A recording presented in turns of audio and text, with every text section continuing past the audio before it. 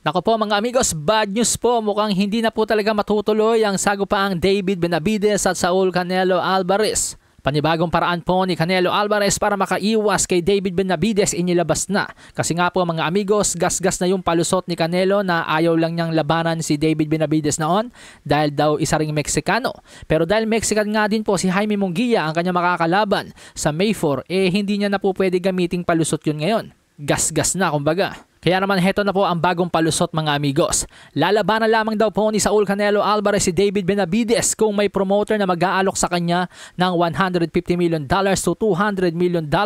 Wow! Pakinggan po natin si Canelo mga amigos. He's nothing to offer me, you know.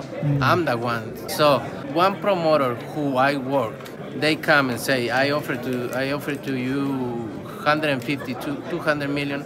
I fight tomorrow. Well mga amigos, nasasabi po nating palusot na naman ito ni Canelo para makaiwas kay David Benavidez. Ito po ay dahil $35 million lang naman yung bayad sa kanyang paparating na laban kay Jaime Munguia. So bakit kay Jaime Munguia payag siya na $35 million lang ang ibabayad sa kanya? So balit pagdating kay David Benavidez, gusto niya $150 million hanggang $200 million ang ibayad sa kanya. Ayon kay Steve Kim mga amigos, ang isang pay-per-view event daw po na nagkakahalagang $80, kahit maka 3 million pay-per-view buys pa daw ito, tinatayang $120 million lang. Ang magiging suma total nito kapag ibinawas na yung porsyento ng cable at satellite industry. So lumalabas po mga amigos, kahit palahigitan pa or doblehin pa ng Canelo Alvarez versus David Benavidez yung pay-per-view buys ng Ryan Garcia versus Gervonta Tank Davis, hindi pa po aabot doon sa hinihingi ni Canelo na $150 to $200 million. Kasi po mga amigos, 1.2 million pay-per-view buys ang nalikom nitong Garcia versus Tank Davis.